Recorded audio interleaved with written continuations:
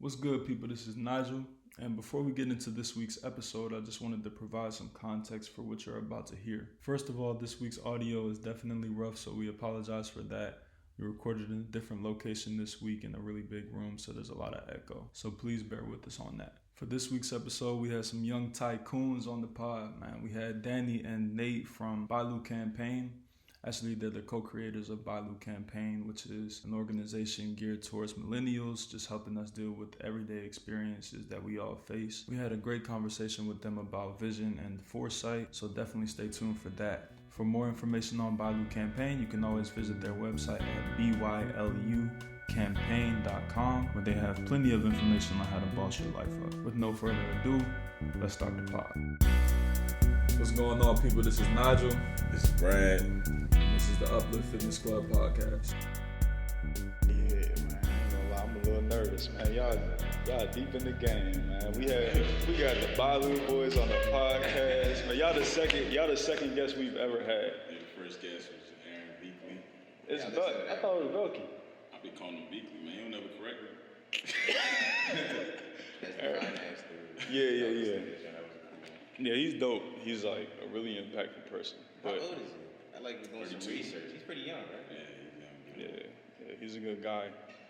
But y'all good men too, and that's why we having y'all on, because I respect definitely Dan's insight on a lot of things, even back to like Morgan days. Like I remember being you was in the room in O'Connell, bro, like getting work done, like just having conversations about simple stuff. But like you always been a pretty insightful person, so that's why I appreciate your perspective. I ain't talked to you since high school, or probably right after high school, but definitely good to have you, on the pod. Hey, we got a joke, me and Brad, we got a joke, like, I'll say, hey, you remember such and such from high school? And then when I say high school, I'll be like, why did I even ask him? Like, I do remember big, though. Yeah. So we're going to start it off, like, basically, value. Yeah, first, we just want y'all to ask ourselves, what kind of value are you bringing to your environment, right? And then secondly, I want people to ask themselves what kind of value is their environment bringing to them. With that being said, once you surround yourself with high value people, For sure. right, and you start providing high value to people, is the moment you start to boss your life up. Yeah. So that's why we have the B.Y.L.U boys on the podcast, because it's only a certain amount of value that we can pour into each other, through our organization, through our friendship, and to our viewership, listenership, whatever it is. But it's like we only got so much information, so much perspective that we can give. So it's definitely dope that we can collaborate with y'all, and also just introduce y'all to the people who listen to us and vice versa. So during trying times, before we get into anything else, we want to know, how are y'all feeling? Like, what's your mental space? It's been 9 months of COVID. How are y'all feeling in this very moment? And both of y'all can answer, obviously. I'll let you go first. I was going to say that. Right now, I'm in pretty good spirits. I think, especially since I've been, I left my full-time job, my corporate job in 2018, September. So I've been kind of used to the challenges of just being an entrepreneur, Right. just the challenges that come with that. So COVID wasn't too crazy of an adjustment. Right. From used to kind of working from home, or the only thing is I couldn't go to coffee shops and co-working spaces to work, but yeah, COVID in terms of my work life wasn't too bad. Mentally, it wasn't too much of an adjustment. But now I'm in a pretty good space, with now kind of having figured out the direction, the next space I want to go in my life. I think COVID has actually kind of helped with that a little bit. So That's what's up. just taking the good with the bad and just trying to make the most of this time, this space that we're in right now. Gotcha. All right, what about you, Dan? So with me, I would say I'm in a pretty decent space. Speaking right now, it's kind of crazy because on our way up here, we were talking about like this whole shutdown situation that keeps going on, and certain places going back into phase one and stuff like that, and just like my overall outlook is there's a lot of like good and bad to what's going on right now. But from a personal standpoint, I think I did need the time to sit down, figure some things out, like a more sort of like chart my path of what I'm doing next. So in terms of like gaining, I would say that was beneficial. It did have sometimes, where it got down a bit, where it's just like, man, like what's going on out here? Right. I'll be honest. It wasn't like I'm at home just like, whoo. Like, nah. There's sometimes I'm like, yeah, this stuff is like really, like it's crazy, right? But yeah, it just makes you more, it makes me personally like more thankful for the little things. Like just being at home, like getting to hang with family a little bit more, things like that. No doubt. I mean, you talked about charting your path, which is like, I feel like COVID for me was just a reset. I won't say that it's too much of a deviation from my previous way of existing, because like I don't be at the club no more. I don't be like partying and none of that. So like it didn't really impact my social life, other than like you have to think, you got to carry the thought. You know what I'm saying? Like if I'm going here, who's gonna be there? How many people? Are they gonna respect like? Are they gonna respect the guidelines, whatever it is? But as far as like my daily, day-to-day, it just kind of clarified what's important to me, and that's like the base level. Like we talked about Maslow last podcast a little bit. Yeah. Just like food, shelter, water, family, and the things that you really care about. So I asked Bragg, I don't feel like we really, every time we get together, it's business. Like, so how are you feeling in this very moment, considering everything that's happening? Man, I've been good. I mean, I just more so concerned for older people. Me personally, nothing has really changed. Yeah. Still working where I live. Nothing really changed out there because it's not the city life. Yeah. So, I've been good. I just been trying to encourage my family, to keep their spirits up. Yeah. My mother every day is drilling COVID. Yeah. Feed their mind, news, social Poison. media, reading crazy stuff, what's going on, election and all that stuff. So, I mean, even today, like this morning, when you called me, I was outside, bro. I was outside meditating. Yeah. And he called me. He was like, "What's the plan for today?" I was like, "When we gonna do this?" Then he said, like in DC, they're shutting down streets or something like that. Y'all heard about this? For the protest? Yeah, it's a protest. Yeah. I was like, "Bro, are you dead?" Like I ain't watched the news, so I don't know. But I was like, I gotta get out this house because my mom she ain't gonna be rocking with me going to DC and they having a whole protest.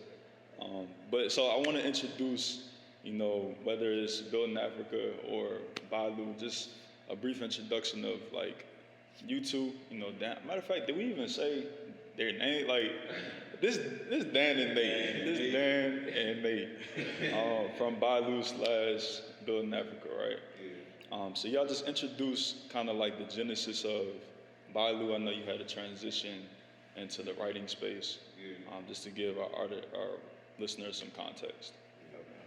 I'll let you do B.Y.L.U. I'll do books. Okay, so. You always trying to make me go first.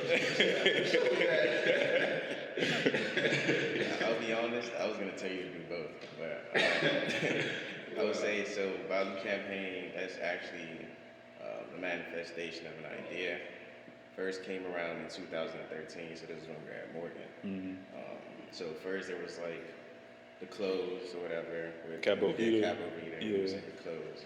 But there was like that idea, and the main thing, like I was looking back through the old hard drive that I had, and just looking at old files and stuff from when we were back in school.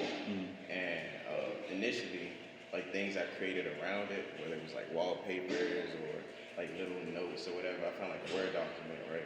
And it was supposed to initially be the idea of like collaboration at a high level.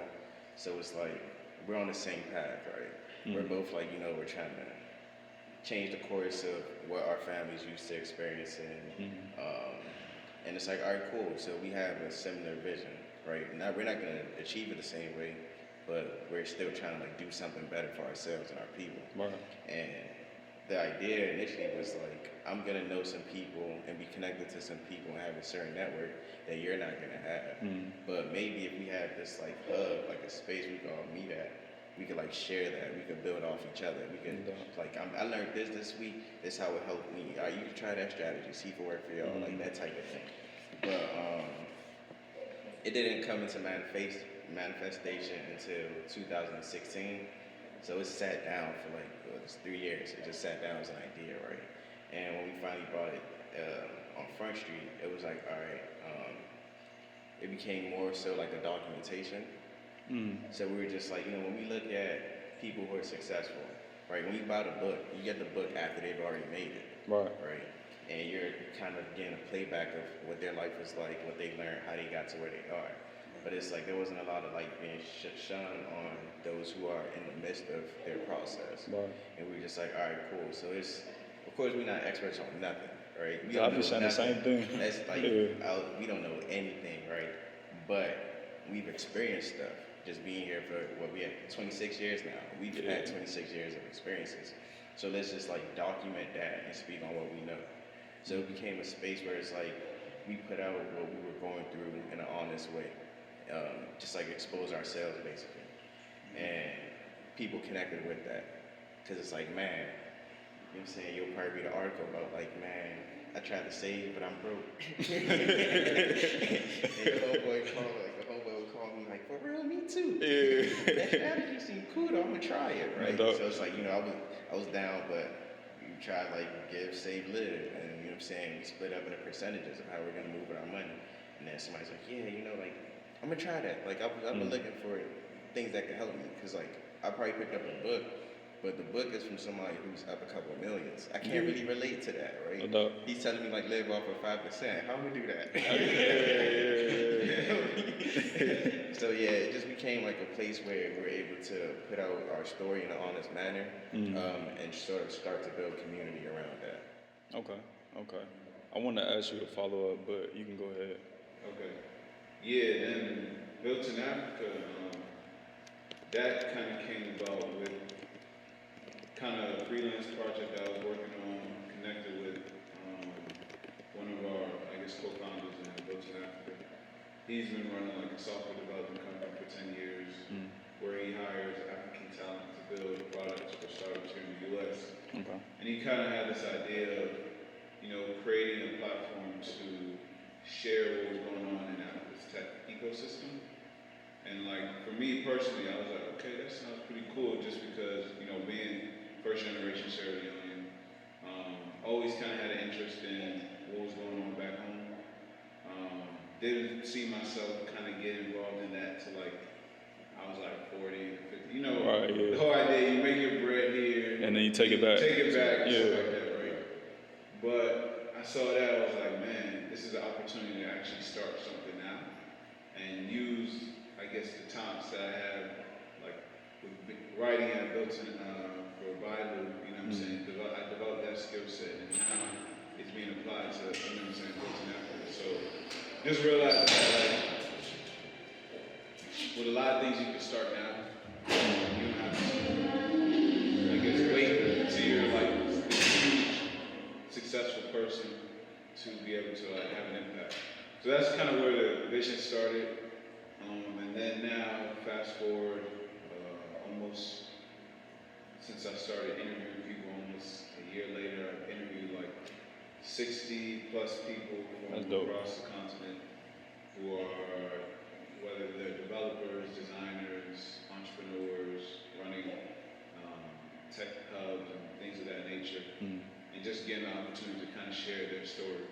So really the platform is really dedicated to, we say, it's a platform to unify the African diaspora through the unifying language of tech. Because we feel like tech is really that bridge, that's bringing people together. You know what I'm saying? Because like entrepreneurs, kind of one of our ambitions is being able to, like, let's say an entrepreneur here in America, like a black entrepreneur, or African, you know what I'm saying, first generation African entrepreneur, or whatever.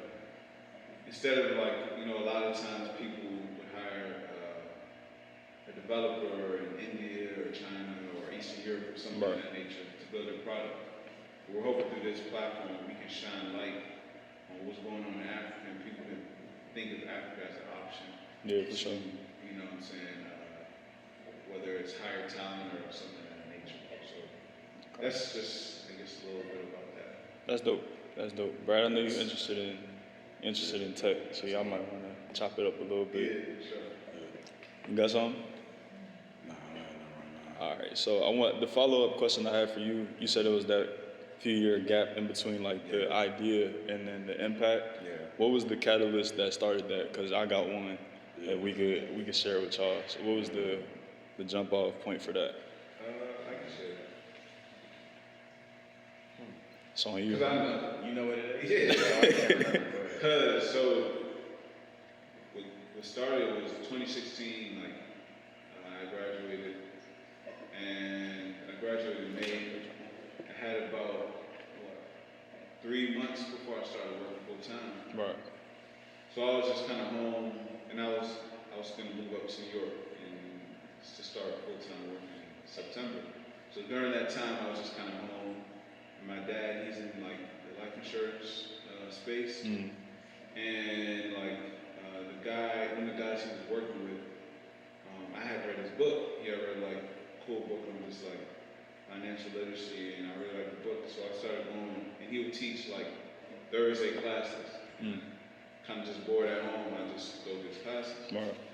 So from there, I was just learning a lot, and I was like, man, I got a lot of information. I kind of want to share it with the people. Yeah. So I was like, yo, damn, we need to do that BYLU thing. Yeah. Now it started in your mind, right? Yeah. And then you just was like, we need to do something with it. Yeah. Let me tell you the parallel between our situation and y'all's situation. So I started Uplift on Morgan's campus in 2016. And then it turned into something on campus, it became known as like the only fitness organization. Now it's a few of them on campus. But then after I graduated, like they tried to carry it on, but it just wasn't that structure there to keep it sustaining. So it kind of like died more or less. But it's still something that I carry. Like I wear the shirt all the time. I'm still in the health and wellness field. And then Brad gets a job offer. And he started his job, the first one he went to. And then like, I want to say February, he called me. He was like, yeah, Nigel, like just think of something that you want to do. Cause like I got time, I got cap, whatever it is, I'm trying to invest in us. Yeah. So I was like, bro, I've been doing this fitness stuff for like 5 years. I might as well just move forward with it, you know what I'm saying? But not just in the fitness realm, like just financial fitness, mental fitness, motivation, whatever it is. And I feel like, we all have a perspective. And I've always felt like somebody could benefit from the type of thought processes that we have, the conversations that we have. So I sent them did I send you the business plan or I just wrote that joint? I don't even really remember, man. Well, bro. I just remember walking back and forth in the living room. Yeah, 'cause we was, bro. It'd be like every 2 months, right? Like he'll call me or I'll call him, and whatever I'm saying or whatever he's saying, just get the other person walking in circles, just like thinking of like the opportunities. But long story short, like it just turned into, all right, Nigel, we got to start doing something instead of just having all these ideas. And now it's a podcast. We got the website. Right? It's just a lot of stuff happening based off of. Now it's not just me. Proc said, man, if you have an idea long enough, it will manifest with and through. That's Bob. yeah. Bob. You know about Bob Proctor? Yeah, Bob Proctor. Yeah, he's a staple on this podcast. So let's move it on, man. This week, for me, I know I texted y'all just a couple of words about what we might talk about. Yeah. So we did some clarifying and planning before y'all came. And this week for me was about integrity. So we talk about all this different development, these things on the podcast. And I'm just like, at times I'm not practicing what I preach. So a week and a half ago, it was Sunday at 9:30. I talked about this last episode. I was about to scroll on Instagram or watch a YouTube video. I was like, Nigel, what are you doing? Like, you just told the 10 listeners that they need to stop. Like, you need to adjust your habits. So, like, when is it going to be a change in your life? So I put the phone down, XYZ, and I had one of the most productive weeks that I've probably ever had since my adulthood. And we always talk about a week of execution.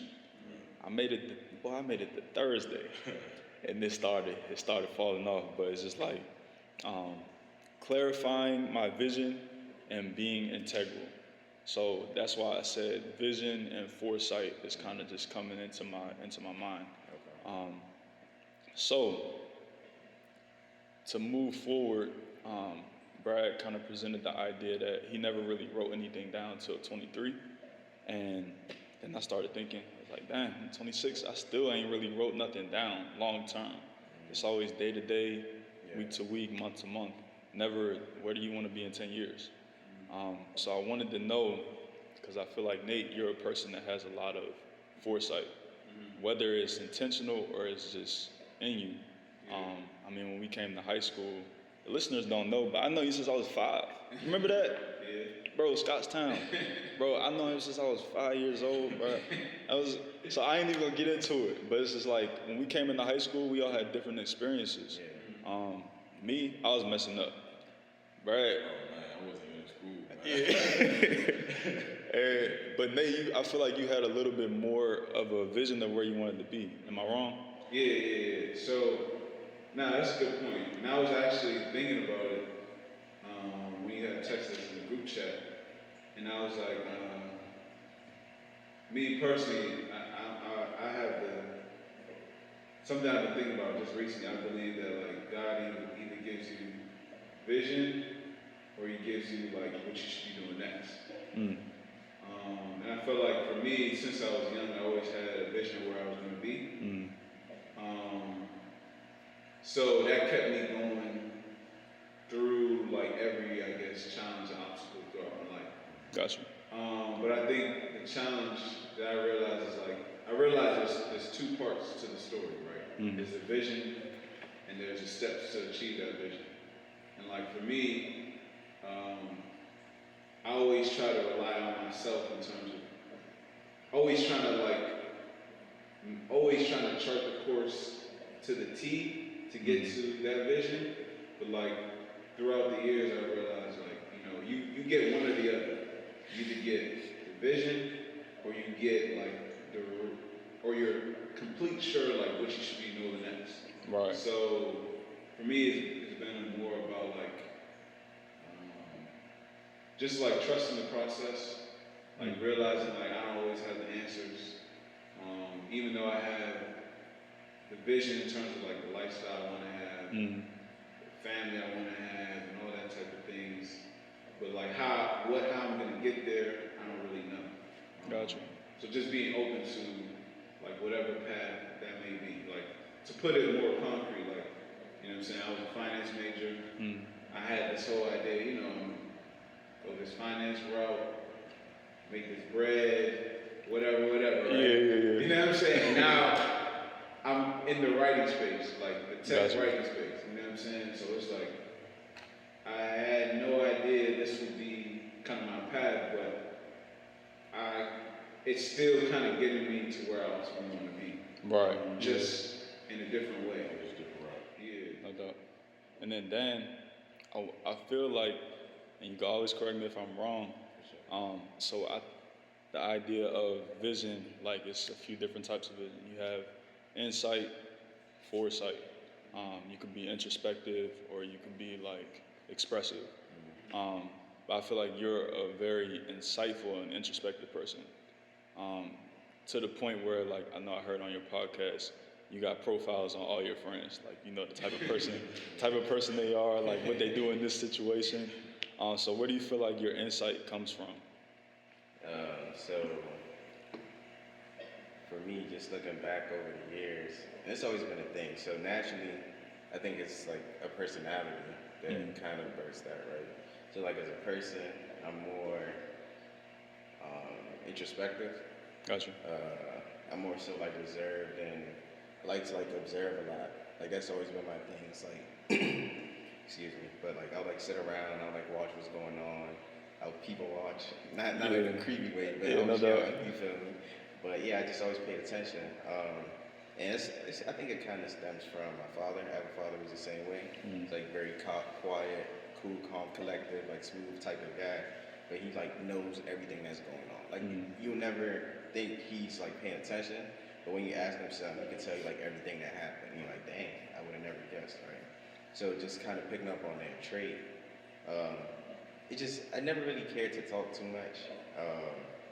I feel like some people just shoot themselves in the foot by just using speech all the time. And I just think you just gain a lot more. Like, I'd rather listen than talk all the time. It's like, I want to like hear your experience, right? Like, what are you going through? Like, how are you moving through life? Stuff like that. And then that helps me go back. I'm like, all right, so what can I apply? What did I learn from that, right? And I think for me, I just learned a lot by just like being by myself. Yeah. So like only child type of environment growing up, you feel me? That gives you a lot of time to sit and think. And like I love to sit and think. For sure. Like it's like a hobby for me. Like if somebody's like, "What are you doing?" I'm like, "I'm about to go think for like a couple hours about that shit." Right? Like sometimes I tell Nate that like I gotta think about this. I'm gonna hit you back in like 2 hours. Right? Yeah. So I think just like when you're okay and comfortable with being by yourself, and you don't look at that as like nothing to fear. You feel me? It makes you better to have that, like build that connection with yourself where you could go inside and you could come out with something instead of you go inside to like run away. Why do you think people are so afraid? You said being by yourself. Why y'all think people are so afraid to sit with their thoughts? It's not comfortable. But why though? Like, why is that not comfortable? Like, because I don't remember like a specific time in my life where I was like, okay, I'm comfortable with my thoughts now. I always kind of been similar. I'm kind of like a blend of introversion and extroversion. Yeah.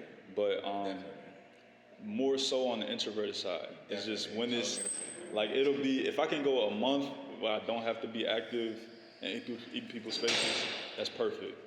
But I'll sit there and talk to myself. You know what I'm saying? Like whether I'm hyping myself up or just fleshing out an idea. So why do you feel like people, are so against? How you doing, Quest? Being with their ideas. I would say the first thing that came to my mind was people lie to themselves. That's and true. It's like when you're with yourself, it's like when you're on the move, it's so easy you can lie to people.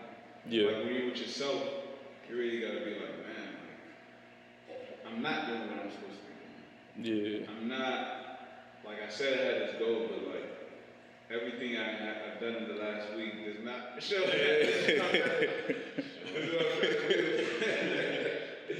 So, I mean, that's the first thing that comes to myself. And it's just like not wanting to hold ourselves accountable. Because of just, that looking in the mirror like, man, like, I set this goal and I'm not doing anything to move myself towards that. So that's the first thing. I feel like this as humans, most people run from accountability as much as possible. Yeah. They don't want accountability from others, and especially not from themselves. So I've been kind of just thinking about this for the past few weeks, and it's like if you ignore yourself and you ignore the things that you're called to do, then you don't ever have to have that encounter with those ideas. You don't ever have to feel like there's a deficit. Like, I don't know, because once you know, we had this example before, like once you put your effort out there and people can see what you can do. Like, you ever play ball? Like, you ever dunk, Nate? Dan, I know you ain't. I was saying, you ain't put your elbow in the rim, though. You ever dunk? Okay, so you ever go to the court and there's people just, shooting around and then you just dunk one time? Nah, I don't dunk like that. All right, so I'll be at the court, right? And I'm like an average basketball player, you know what I'm saying? But if you look at me, you might think I can hoop, it just depends.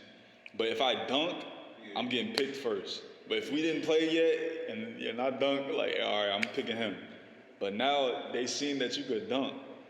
So they're expecting you to be finishing. But then when you don't produce on that level, people looking at you sideways. Now you're in your head. You're like, damn, I feel like I can perform to this level, but something's missing. Sure. You know. And then it's like, if you really wanted to be a basketball player, if we take that example, you have to put in the work to get to clear that deficit. You know. But that's applicable to anything. Like if you want to be successful, you have to put in the work to erase that deficit. Yeah.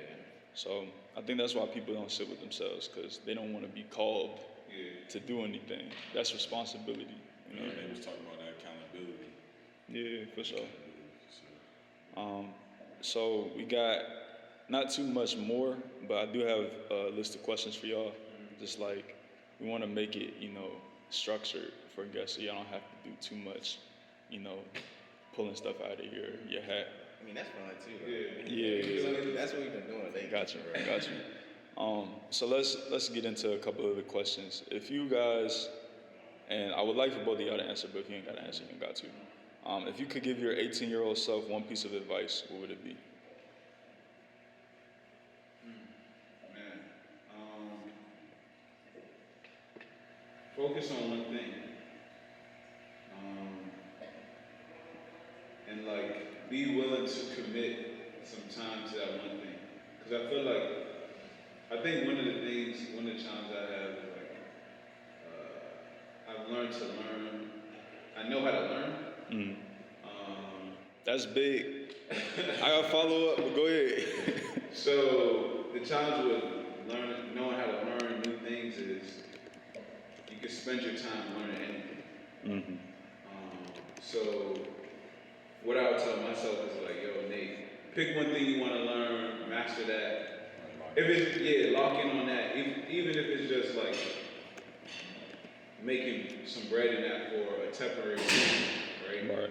But like do it long enough to at least get something real tangible out of it. Don't just do it for like a year or so like that, and then, this is cool, let me move on to the next thing. Yeah. Do that for a year or something like that, and kind of move on to the next thing. So I would say just focus. Like, I think, like, kid, if you could just lock in, man, you will run laps around adults, bro. For sure. If you start something at 16, like, and you 10 years. But no one has that foresight. That's why it's so important, just to have that. It don't even matter if you right, for real.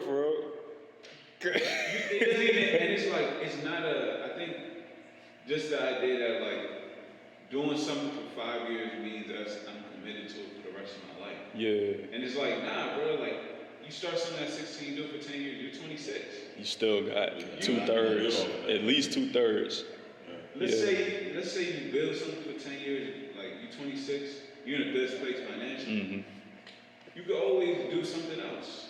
True. Let's say you're in real estate and you want to do engineering. You know what I'm saying? You want to be a software developer. Yeah.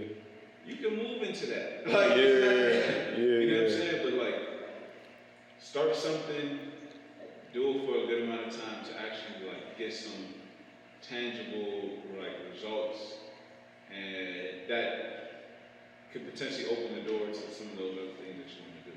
So, Dan, you got one? That's what she started. Yeah. So if I was to give advice to my 18-year-old self, I wasn't gonna say commit. You stole that one. So I'll let you have it. But I would tell myself more so to quiet a lot of the outside voices and trust your gut. Like trust what you believe in your soul to be true.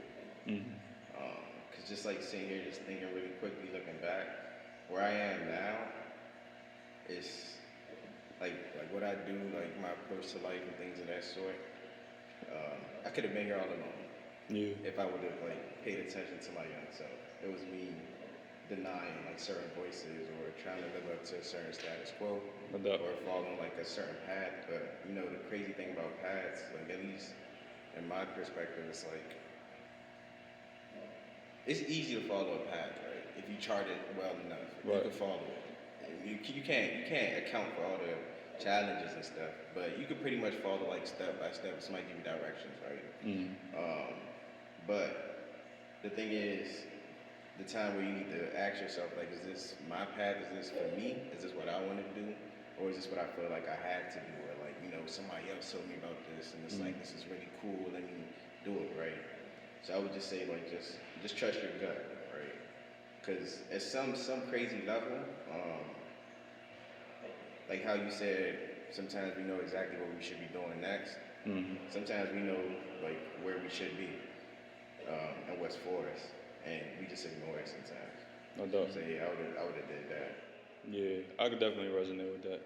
Like just eliminating those distractions. Yeah, like quiet all voices. That's not your voice. Yeah, just trust your voice. I was doing a lot like living based on others' expectations. Same. I discovered recently, I'm doing therapy now. So I discovered that I have social anxiety. So in conversations, and it's not crazy, it's just like, as opposed to being in the moment, I'm thinking about how I feel about what this person's saying, how they feel about what I'm saying, and I'm judging what I should say. And I'm kind of like, it's kind of like if you're about to start a race, instead of listening for the gun, you're anticipating for the gun to be pulled. Yeah. Or trigger to be pulled. So like, you know, it's that interaction where somebody will say, "What's good?" And you'd be like, "You too." You know what I'm saying? Like, maybe like, "Have a nice day," or like, "Enjoy your meal at a restaurant." Like, "Oh, you too." Like, you're not finna eat, you working. Like, so just eliminating that, not even just the outside noise, but just like kind of centralizing your focus to what you care about, how you feel in the moment, and not necessarily how the other person feels. But you said you done learned how to learn. Bob Proctor say, schools fail, our American education system fails us because they don't teach kids to love to learn. Do you feel like you love to learn, or you just know how to learn? I like to learn new things. Okay. Especially if it like piques my like curiosity and things of that nature. I think like the worst grade I got in college was geology. Damn. It's like, bro, geology. It's easy. Like easy. Yeah. That's the worst grade I got in college. Because you didn't care about it? Didn't care about it. Gotcha. And I was just like, damn, like when I got that grade, because it was like my first semester, I was like, why did I get this grade? And I'm like, man, like I can't remember. I don't know if I heard something or someone gave me some advice or something, or I said this to myself, like, Nate, you gotta think like a geologist. You want to pass geology. So I took that mindset to like everything that I started, like every class or every subject matter I wanted to learn. Like, just get in the mindset of this person. You know what I'm saying? Or at least create some type of curiosity to learn this subject matter. Because like, if you're not curious about this subject, it's like it's not good, bro. Like. I'll be in geology class not really paying attention. Yeah. Like the professor, he was probably the corniest professor. Corny dude, bro. But he had that bread though. He had that Porsche. That's not what geology Because he used to, you know, I didn't realize like geology, he worked for like Shell, you know what I'm saying? Like oil and gas. Now he's a professor. But weirdest dude. So like I didn't really enjoy the class. I wasn't curious. So that ended up being my worst grade. I was like, okay, how can I prevent this from happening? And then like one of my teachers, she kind of helped me with an approach to learning. Or professors, she kind of helped me with an approach to learning, and I kind of just took that and applied that. Gotcha. I mean, I'm gonna say this. One thing I wanted to mention at the beginning of the pod, but it just goes how it goes. I remember, never forget, Nate, we had TAPC together. Yeah, but I don't know if you knew, I took Parker the year before. Or you probably did. Nah, I took you. No, I did. So I took Trig sophomore year. And then I failed it miserably. How you take it sophomore Bro, I was smart. but I just wasn't doing nothing with it. So like, I came into high school with good grades, and then I don't know what happened. I think I ain't had the right J's. We can talk about that. Yeah. So you know you ain't got the right J's like your whole cause you come in on the first day, you like, I'm about to kill him. Then you come in, they got the real J's. You're like, oh, yeah, these ain't the right one. Yeah. So I took him the year before, and he hated me. I don't want to say he hated me, but he just hated the fact that I would be a distraction in class. So like, it was to the point where we took the final, and instead of me taking the final, I ain't know nothing. I just drew a picture of him, like on the test. Yeah, I drew it like not a picture like to make fun of. I just literally just drew a portrait of him. Cause it was like, I'm gonna just sit here. I can't go nowhere. So the next year, the difference between that year and then the following year was the curiosity. Like, I sat in the front of the class. Sometimes you have to fake it, because still to this day, I've never used trigonometry or pre-calc in my daily life. But, you know, in that class, you would have thought I intended to be, I don't even know what field that is. You know what I'm saying? But learning how to learn is something I've had to do at various points throughout my journey.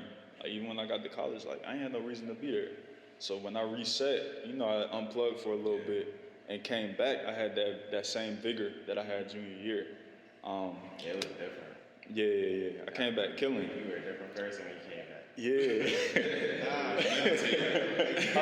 They don't know. I was meditating. You can tell when somebody's on a mission. No doubt. When Nigel left, he was like, yeah, bro, I'm like sitting out for like a semester or two.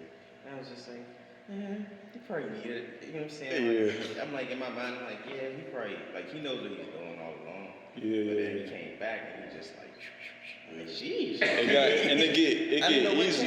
It get easy. I know what changed. You know something changed. Yeah. Like, you can tell something changed internally. Yeah, but it's like, one thing, man, we're gonna wrap real soon, but you wrote this I wanted to get to this. You wrote this in my yearbook. You probably don't remember this. You said, cause we had the next year we had like calculus, AP Calc. And I was back on that first year Mr. Parker stuff. It was to the point I wasn't even coming to class. And you was like, I hope you take college like you took Mr. Parker's class and not Mr. Whoever's class. And like, for real? Yeah. But it's like, you know, some people hear that and they be like, oh, this nigga just shit on me. I was just thinking like, nah, bro, that's real. Like, it was this distinct difference in my effort from one year to the next, and it's just because I didn't have that engagement. So with that said, man, I want to encourage the people. I feel like we got to start leaving them with a call to action, and it's like, you have to clarify your vision. So, you know, we've been in COVID times for 9 months. Some people back to normal, but some people still have time to sit and be with themselves. Sure. So don't be afraid to be with yourself. And while you're there, figure out what it is you might need to do, the adjustments you need to make, and then create a plan, write it down. Say it, you gotta say it. Write it down. Execute Monday to Monday. There you go. Plan, execute. Where can the people find y'all, like y'all socials, whatever platform y'all want to mention? Yeah, on everything, I'm Nathan B.Y.L.U. Nathan B.Y.L.U. Gotcha. Instagram, Twitter. Same here. So I'm not Nathan B.Y.L.U, but Danny B.Y.L.U, D-A-N-N-Y-B-Y-L-U.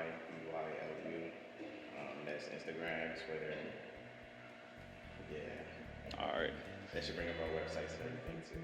That's a bet. Well, we appreciate y'all coming through, chopping it up with us. I feel like we got some stuff to build on too, so in a few months, maybe back on.